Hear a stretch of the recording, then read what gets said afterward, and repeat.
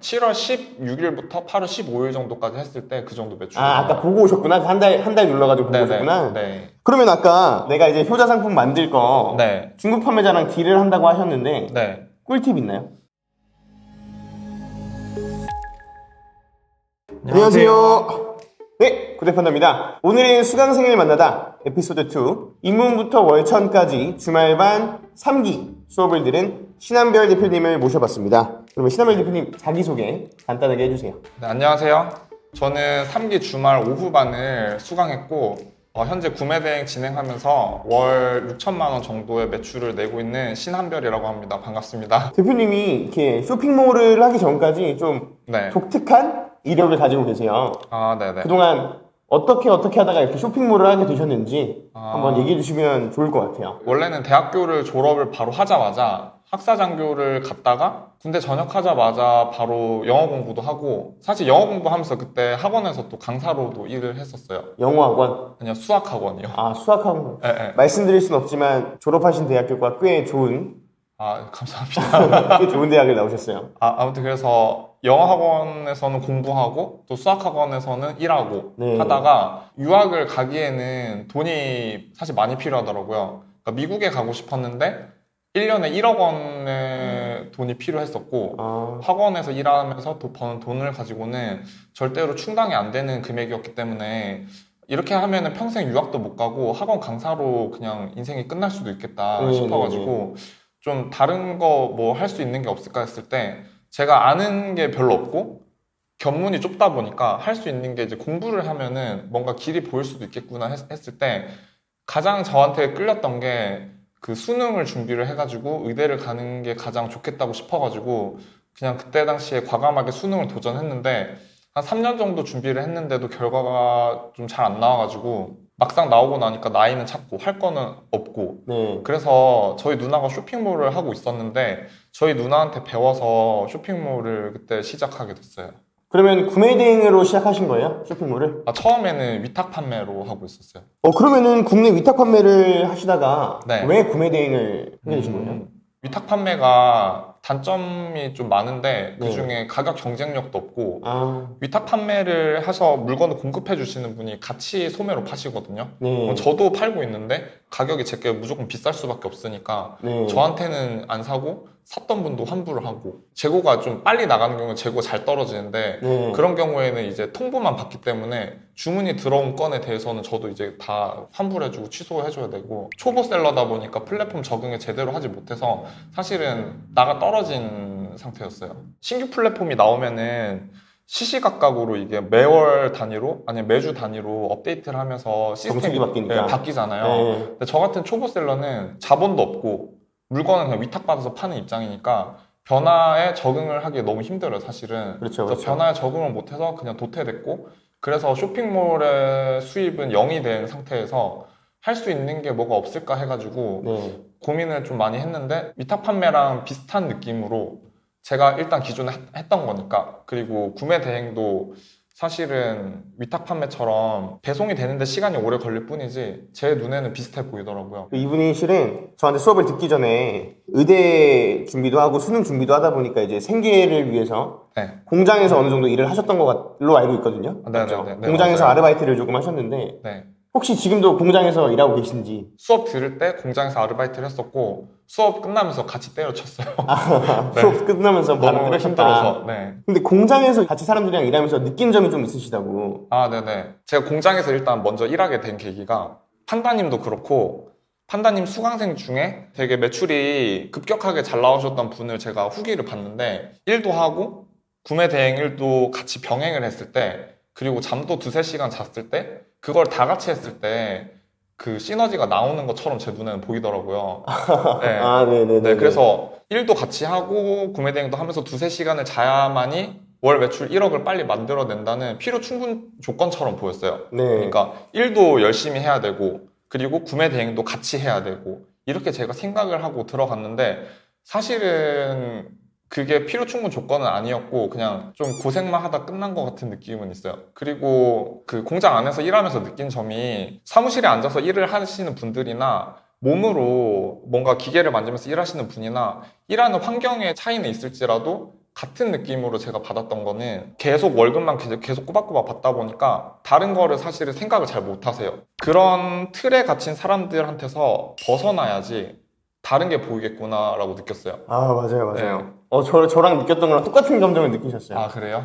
월급이라는 달콤한 마약의 노예가 돼서 네네. 자기도 모르게 이런 프레임에 자기를 가두는 네네네. 그렇죠? 그런 느낌이 있었어요. 네. 저도 일하면서. 그리고 자기가 여기서 오래 일해왔기 때문에 자기 경험이 무조건 맞는 줄 알아요. 예. 사실은. 네. 제가 봤을 때는 착한 노동자나 유순한 노동자라고 말을 하는데 그분들이 이제 돈을 벌 때는 좋지만 사실은 전 생각했던 게 사람이 진짜 어떻게 될지 모르잖아요. 뭐 병 때문에 아니면은 갑자기 사고가 나서 네. 내 월급이 중단될 수도 있는 건데 네. 이런 것도 다 변수에 포함을 시켜야 되는데 네. 이분들은 그냥 일단 회사에 다니면서 돈이 계속 나오니까 그거에만 만족하면서 그냥 그 틀을 벗어나지 못하고 약간 이런 위험에 대비하는 정도는 돈 내고 그냥 보험 가입하는 거. 근데 그런 분들이 지금 만족하시면서 다른 걸 생각을 못하는 게 되게 안타깝더라고요, 저는. 사업하시는 분들이 파이프라인이라고 부르던데 파이프라인을 구축을 해 놓으면은 월급은 회사에서 잘리면은 더 이상 나오지 않지만 네. 이 파이프라인은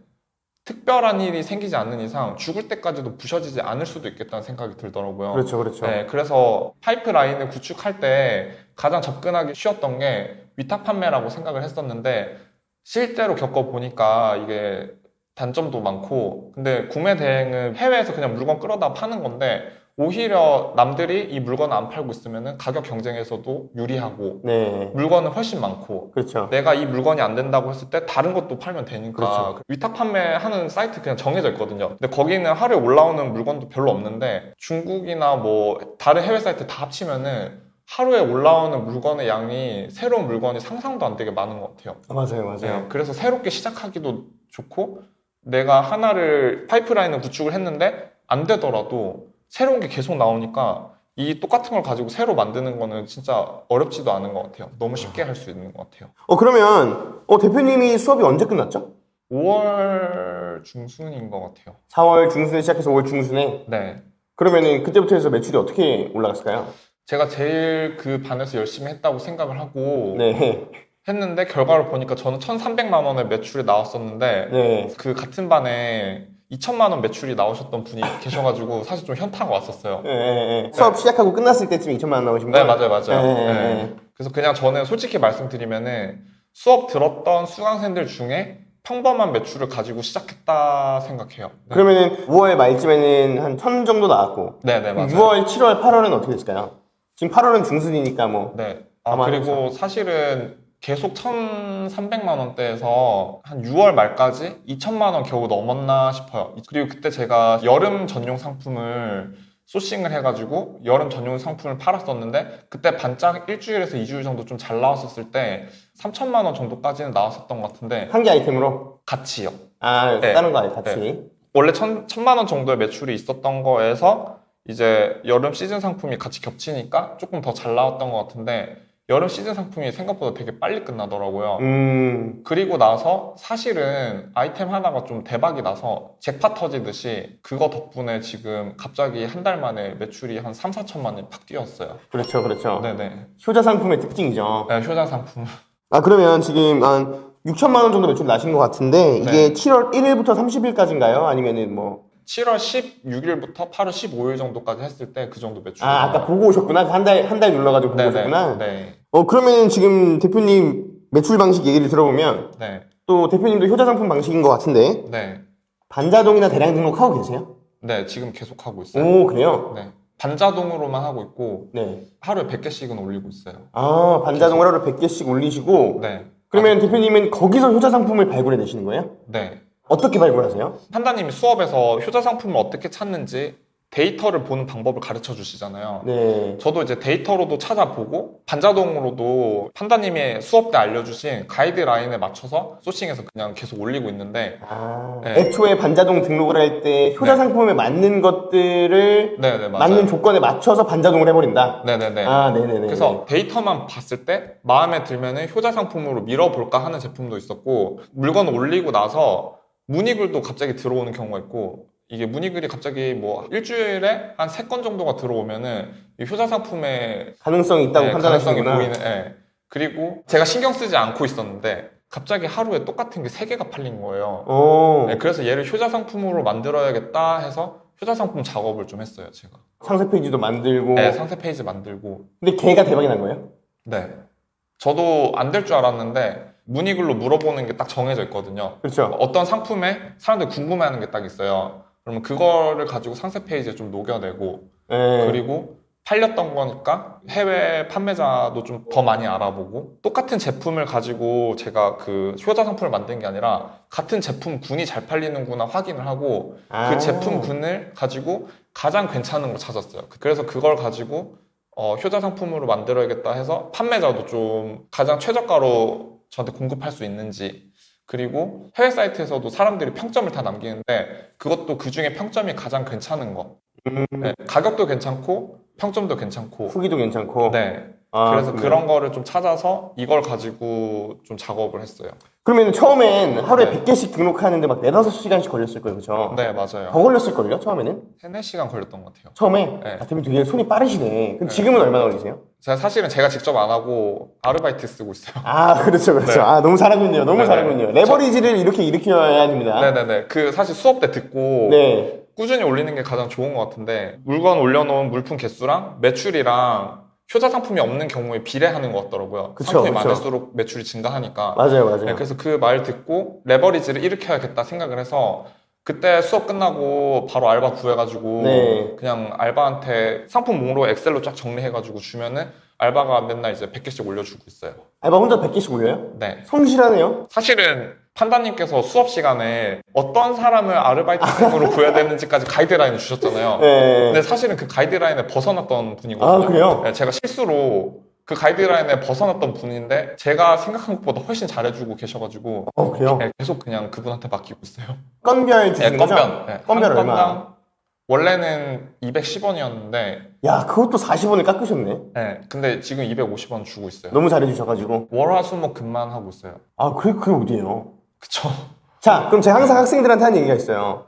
반자동 등록 알바 쓰고 알바생들이 하루에 100개에서 300개 꼬박꼬박 올려주면 알바비 이상은 무조건 뽑는다. 반자동 등록만으로. 네, 맞아요. 맞아요, 아니에요? 네, 맞아요. 맞아요. 맞죠? 네, 맞아요. 근데 학생들이 안 해요. 안 해요. 되는데 안 해요. 그쵸? 네, 맞아요. 왜 안 하는지 모르겠어.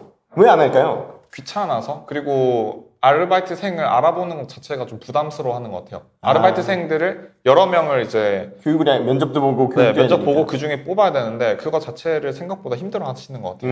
그렇죠, 그렇죠. 네. 그러면 아까 내가 이제 효자 상품 만들 거 네. 중국 판매자랑 딜을 한다고 하셨는데 네. 꿀팁 있나요? 일단 제가 사용하는 거는 첫 번째는 알리왕왕 이렇게 누르면은 쿠폰이 뜨잖아요. 네. 제가 직접 겪었던 건데 쿠폰이 발행되는 개수가 제한이 있어요. 그래서 일단 쿠폰으로 먼저 구매를 하고 처음부터 제가 한국 판매자다 나한테 할인을 좀 해달라고 하면 안 해줘요. CR도 안 먹히죠. 네.